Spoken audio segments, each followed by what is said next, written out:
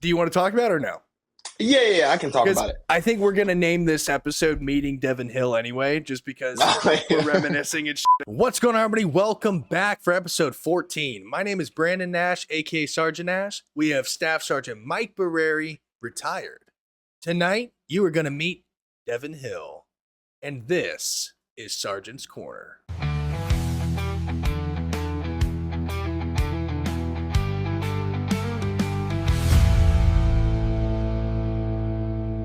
Like, how are you guys measuring your success? I'll let Mike start so he can talk for once.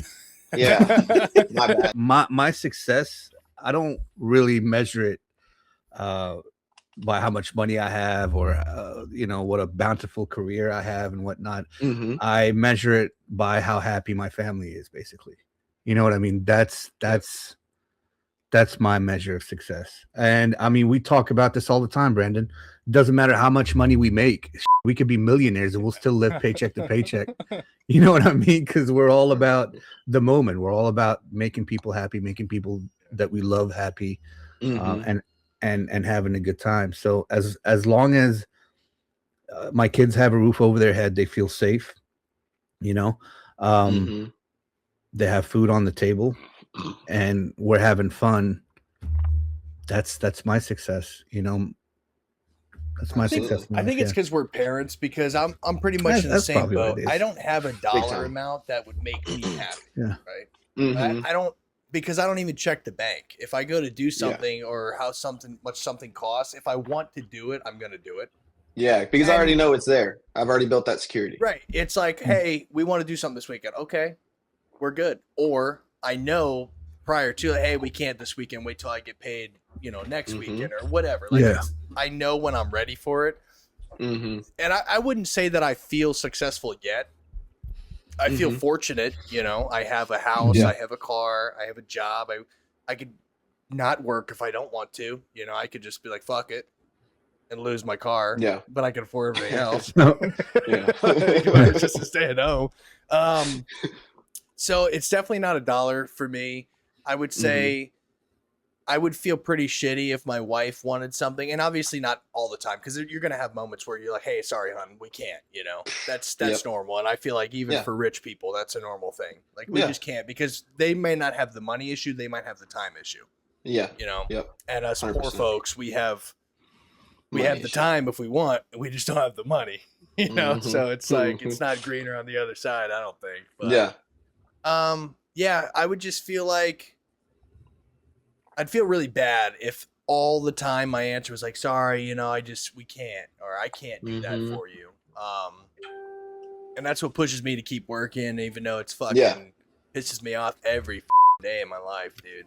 Yeah. I go to work and I'm like happy on the way there, and then I get out and I start sweating after 5 minutes from the humidity. And I'm like, motherfucker, hate this shit. I hate being wet all day. Yeah. I mean, well, okay, so it's a little bit different because you got in and you had kids already, or you had at least one kid. Yeah, I had my first kid already. I guess this is for Mike, just because I don't know your story, and I apologize about that. Yeah, he had his kid while he was in. He was a single guy before. Okay. Yeah. So do you think, right, pre-kids, getting into the military, having an idea of what you wanted success to look like compared to, retired, out, do you think that there's a difference in how you measured your success? And at what point did it really, really happen for you? Like that switch? 100%. Like, it is like night and day how I measured success back before I had kids and when I was younger, early on in my career in the military compared to now. And I mean, before, heck, I had this whole plan, when I came in, I was gonna go Green Beret and all that stuff, do the all that hoorah stuff, and then I had David, my oldest son. He's 17 years old now, and that just flipped the script on me. It changed, things just, I don't know. I know it sounds cliche, but becoming a father just does something. I don't know. It changes you. You hear about it, but once you experience it. Yeah, well, when they get older, yes, trust me. When they're young, there's nothing lazy about being a father. But once they get older, I don't mean that you're lazy in that aspect. It's like the thought of another thing to do, Yeah. Like we already work to provide, so we're already that's 80% of our time. Yeah. And now it's like that extra 20, like, I don't want to do shit, I think, I think in anyway. the beginning it's different. In the beginning, I feel like I was on overdrive. Like I was doing too much shit, being a new Stuff dad, whatnot, Yeah, doesn't make sense. Yeah. Looking back at it, you're like, you did what? Yeah, sit the fuck down, dude. Yeah, exactly. That baby's gonna be fine. Exactly. But now I think once we had once our kids started getting older,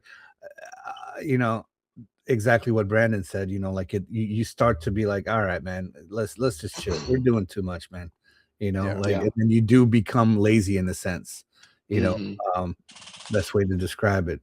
But yeah, I definitely have to say having kids is what changed everything for me. What about you? How do you measure it now compared to when you first came in the military? Similar to you. When I first got in, I was in a relationship. We had been in it, for a good long while, whatever, but that didn't work out. And so now I had to navigate this because at first I got in and I was that guy that was everybody wanted to hang out with, but I always hung out in my room, right? I'm not going to put myself in a bad situation, yada, yada, yada, yada, all that stuff, right? But when I first got in, I never thought of the military as in, I'm going to do this for 20 years. I'd never wanted to get caught in that rat race. I always said, I'm going to do this until either my circumstances change or I don't love what I do anymore. Yeah. I still loved what I did, but, my circumstances changed. But when I first got in, I wanted to be the best at everything, right? Like I wanted every waiver. I wanted every school. You were competitive. Very competitive. And I am still in nature. And I think that, since I've gotten out, that's given me an edge on things, right? I'm constantly trying to get it. That go, mentality hasn't left. And sometimes it's down to a fault where I don't know how to relax. But at the same time, but that goes to my point of when I first got in, I wanted every accolade there was, right? I wanted, if I use it as fuel, right? If you beat me on a PT test and, on the extended scale, on the old APFTs, you were 352, I wanted to be 353. It was that competitive nature. And I felt really defeated if I didn't get whatever goal I was set out to, right? And it was from a point of vanity. It wasn't from a point of I needed this to extend my career or whatever the case was. Now versus where I get out now, I can take an L all day. If it's not going to have a long-term effect, I don't care. But anything that's going to affect my family and our stability, their happiness, right? Because as fathers, as providers, whether you're a father or a mother, because there are mothers out there that are providers, whatever, right? As a provider, you're going to suffer in silence. And, you can be hateful and be resentful toward your family if you want to be. But I measure my success by how much do I see them smile when I'm not smiling? You know what I mean? How much when I go to bed at night, is my body hurting? Is it worth it? Where my kids just now, just a moment of realization, my kids were just out here seeing me. I'm not mean to them or anything like that. They saw me and they said, Daddy, come out here and dance with us. That means a lot because I had a really tough day, really long day. They don't see me from basically the time they go to sleep at night till the time I get home and they're about to go back to bed. So the fact that my kids are happy, healthy, love to be around me, that is, I could die a successful man right now, right? Like at least in my eyes. But now my new primary focus, my purpose is to ensure that my family never has to suffer, not just momentarily.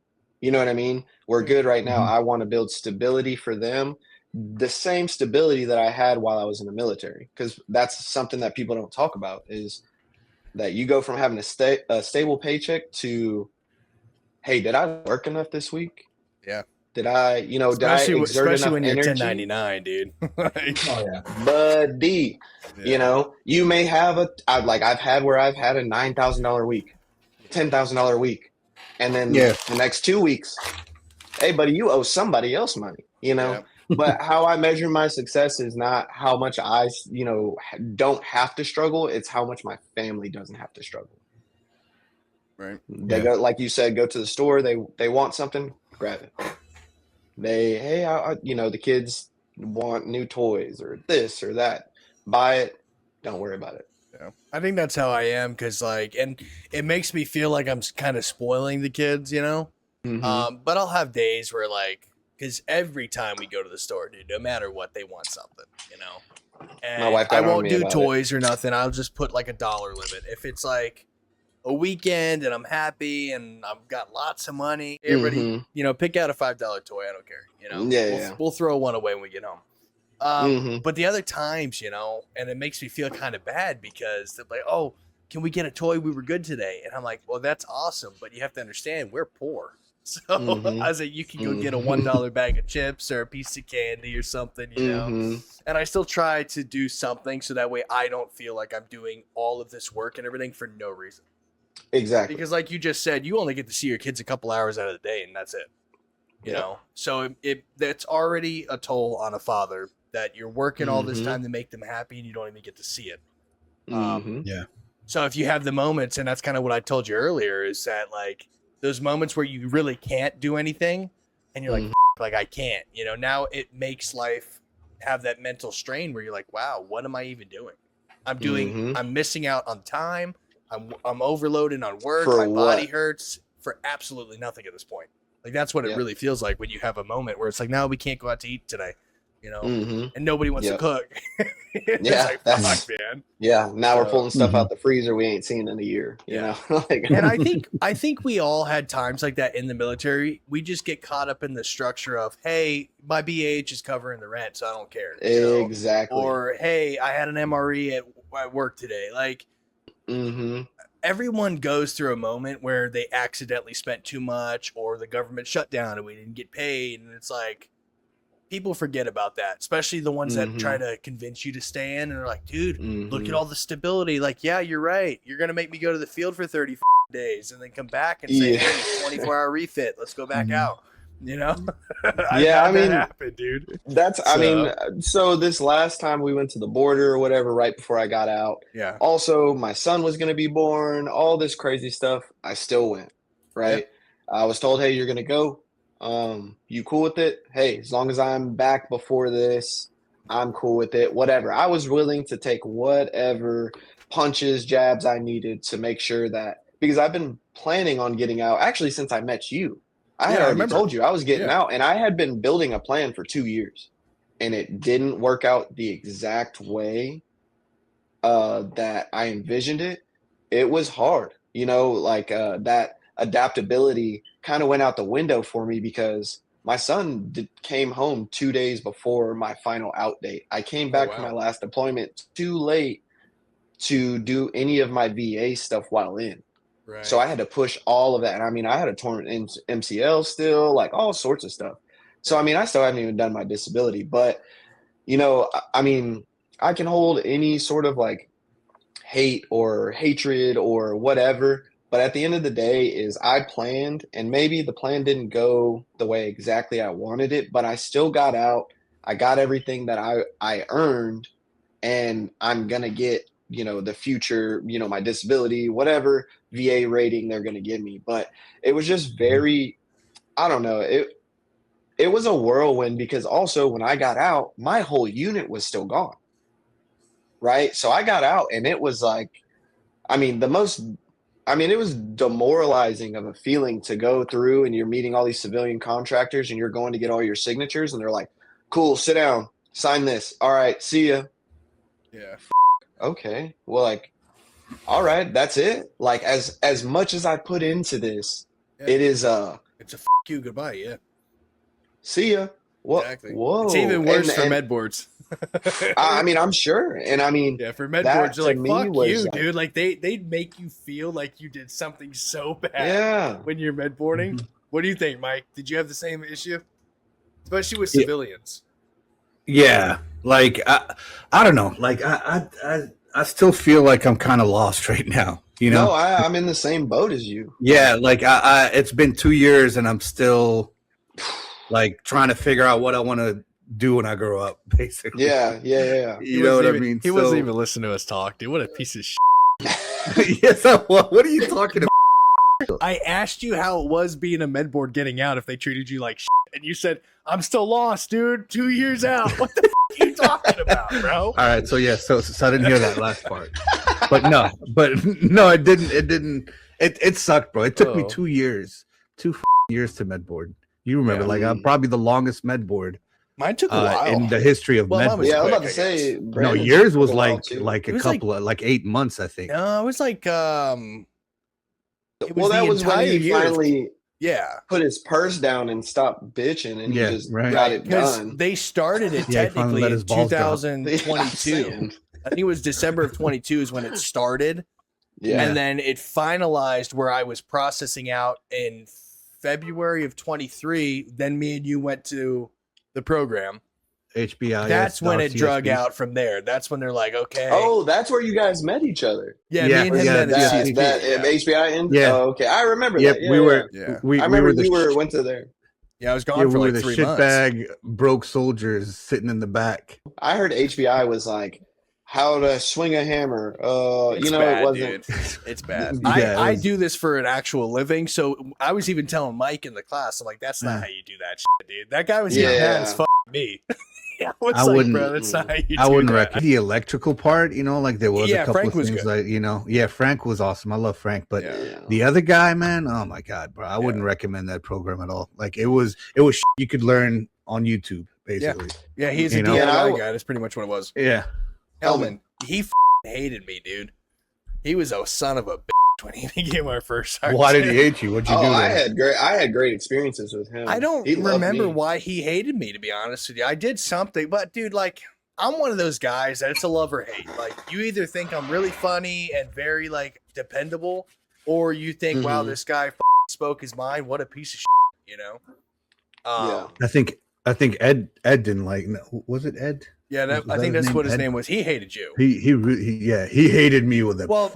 And you got to think, though, it's like what you just did to me, where I'm thinking about kicking you off the stream right now. It's when I asked you a question and you responded to a different answer that had nothing to do with it. You know? I was not paying attention to that last part for sure.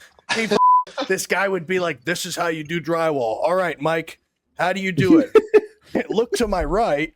Brandon's right there, and he said you did it wrong.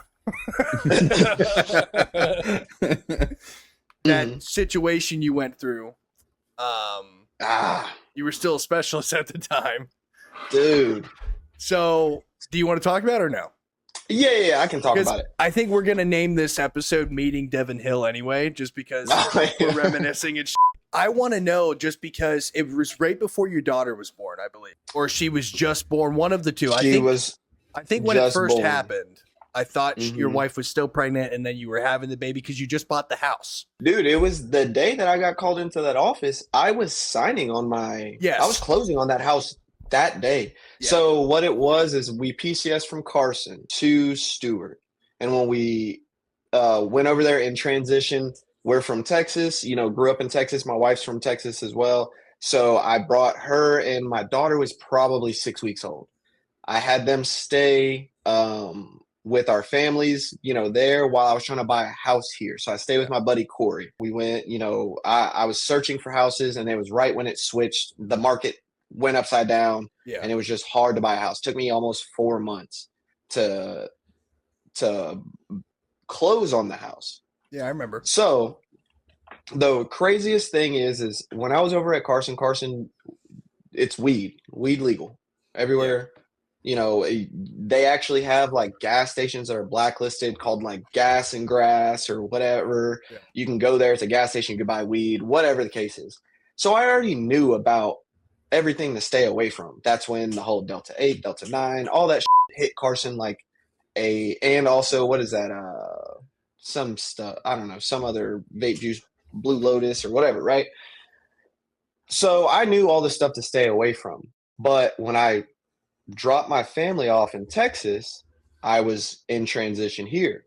I knew I used to order all my vape juice because I had like a big mod vape, whatever, gay back in the day.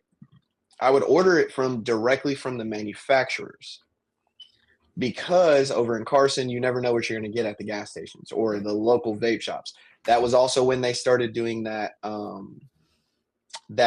nicotine tax on vape juice. So a lot of these different places, what they were doing was going to these third-party distributors and buying the juice.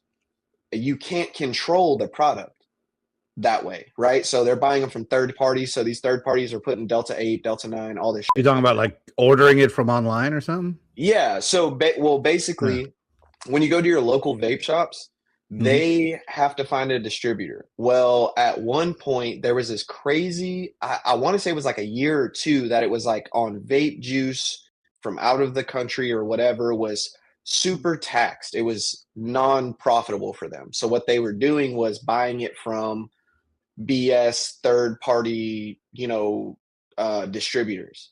And they're not having a quality control process. It's not FDA approved, apparently. But they're buying it in lieu of buying the taxed shit. So it's a bunch of, they're just labeling it as it's good. So I knew about that. So I was ordering it straight from that company's manufacturer. Well, when I was in PCSing in transit, I was about to be out of vape juice. I stopped. I went to like a truck stop in like Alabama, whatever. It had a vape store connected. I went, I looked, I read the bottle all the way through. Hey, checked it. I'm good to go. Right. For some reason, I only used like a half of that because I kept breaking the glass. So I never used it again. I get there to the unit. Cool. Blah, blah, blah. This and that. Go to take a piss test. This is like 2 months later. I go to take a piss test. I didn't think twice about it. Right. Nothing. And then all of a sudden, old Brandon here comes. He's like, hey, the commander wants to see you. Brand new commander, right? So he's like, hey, I think it's about your GTC. I think it's because your GTC still shows you didn't pay it off. But I had already paid it. Me and him walked into that office making jokes. Yeah. Yeah. That was like, awesome. he was like, he was like, yeah, if you go in there and I walked in this office, the commander was late, shows up and he's sweating. He ran from the motor pool, and I'm thinking it's about my GTC. And he's like, hey, Specialist Hill, do you know what you're here for? I said, sir, you don't got to rush here for me. I'm making jokes and shit. And he's like, you know what you're here for? I'm like, no, sir, no idea at all. Thinking it's GTC still. Yeah.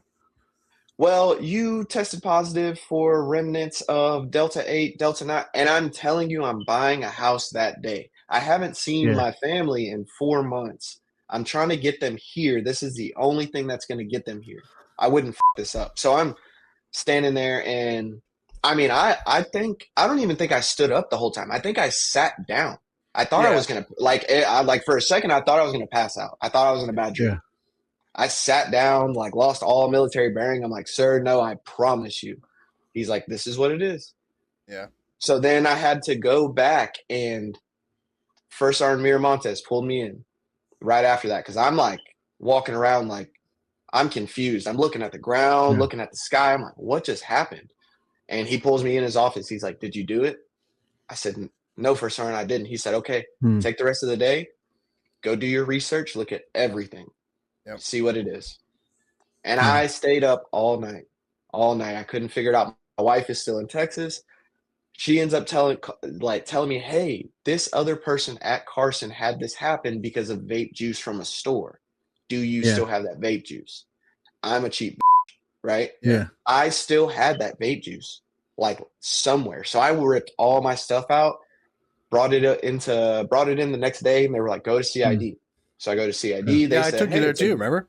Yep. And I found out that one of my buddies worked there from basic training. Yeah, dude walked by. I said, "What the fuck?" Yeah, he had a full beard and shit. Yeah, but it was. I go in. I said, "Hey, look, this is a situation." Blah blah blah. The guy's like, this is a gray area because Delta 8, Delta 9, all of that's not technically a drug. Basically, you broke a general order, right? Yeah. Which was stay away from this. But I didn't know. He said, we can't test it because it's a gray area. But I can tell you where to order the test to try it. I ordered the test that night. It didn't even have the 30-second waiting period. It lit up as soon as I touched it for cannabinoids because it wasn't for THC. It was for cannabinoids. Yep. So, but I never felt weird about it. Nothing ever happened, you know? So like you didn't get high, didn't feel different. Yeah. No. So then I go to, TDS, Trial Defense Services. Yeah. So I go there and, usually you go there and they'll be like, oh, we'll get you a lawyer. You go in there like, did you do it? And they're like, sign some paper and you walk out. Yeah. No, I go in there and I'm like, hey, look, brother, this is what happened. And his eyes lit up and he's like, can you prove that? I said, I have the juice in my truck. He said, get that off post. But do you have, I said, here's pictures of it. This is of the test. This is the full bottle. How can I? So he wrote me a memo saying that I should be found not guilty. I'm pretty sure a couple of us had to write you some memos saying something because I remember like character references, like because I remember Kamai, he pulled me in and was like, dude, what do you think? And I'm like, I think he's squared away, man. At the time, I totally thought you were just smoking dubs, man. Because I think you were just I just come off. But I was like straight up, bro. I was like, nah, dude. I see the kid all the time. I think he's squared away. He's never looked. The other thing is if I would, it wasn't THC. It was remnants. Of Delta 8, and then I even did the timeline with them, and they were like, "Oh, that makes sense." Like, so you last used it, whatever. So what ended up happening? Did they just drop it? Yeah, before you answer. No. This is what I wanted. This was my ongoing question. I want to know because we spoke in the beginning about providing and all that stuff. What was your actual thoughts? Like, do you, not to be too harsh, but did you think like my shit's done, I'm going to kill myself? Did you have any deep ass thoughts like that? What was your immediate 100%, man. What am I going to do? That's what I want your perspective of. Because that's like the pushing point, if you ask me. Like what you went through, I was like, bro, it was, what the dude? It was. I can honestly say that was the first time in my life that I was like, for one, I've never been like a suicidal or suicidal ideations or anything like that. Everybody has morbid thoughts. I don't care who you are, you're gonna have morbid thoughts. My thing is that I was so lost, and the embarrassment of having to get kicked out for something. We don't have a place to live. Yeah. Like for me, I'm not going to say it was ever like a suicidal thing, but it definitely turns you into a different person. Yeah. That's that point where honestly, like I felt like your back was to a corner basically. Oh yeah. And honestly, I don't ever like I don't want to ever beg to another grown man. But I mean, I was essentially begging to this commander, like, sir, this is not like, and he was brand new. I think that week, I ended up having a relationship with him and everything. We were good, but for me, I felt like I was being questioned on who I was as a soldier, as a person, as a man. And that was the biggest mental mind that there was. Right. Like it was that moment of like, I'm walking in and everybody's looking at me. People are questioning my abilities because of something that's not true. It's just rumors. It's rumor mill, like that was my initial thought was I could just crawl in a hole and die right now. Yeah. You know what I'm saying? Like if this happens, I'm going to be the biggest piece of shit ever. They're not going to see me. They're going to have to come find me. Like that sort of mindset. Obviously that's not what took place, but those are just my world was just crushed. Yeah. Mm-hmm. That's what I thought was so like commendable about you is that you beat the odds, If you didn't have the commander that was fighting for you, anybody else would have just said, f him. He's definitely a piece of shit. You know what I mean? Just based off of nothing. 100%. And the other thing is like, I can't tell people enough. I told soldiers, I told everybody, I said, at the end of the day, the only thing that you die with is your name and what's associated with, right? Yeah. So for me is when my integrity is being questioned at any level, my goal is to prove you wrong, right? Yeah. And I'll die on that hill. And so many people are willing, especially nowadays, right, where everything is he said, she said, point fingers, and that's just in life in general, right? That's not even militarily, but people are so willing to quit because it gets hard. But at the end of the day is I'm not willing to let, anyone throw dirt on my name. Yeah. At all. Because guess what? That dirt goes to my kid's name because they have the same name as me. Yep. It will never happen. And if I would have gotten kicked out saying the same thing, yelling from I died on that hill, that's fine. Yeah. Right is right, wrong is wrong. So basically it's you got cleared of everything, right? No, I was actually found guilty. Oh, you were. So crazy thing is that I was found guilty, and it was a whole scenario, right? Where basically a bunch of people were getting in trouble for this. And they were saying the same thing. Oh, I didn't know. I hit it at a party or something. I didn't have that.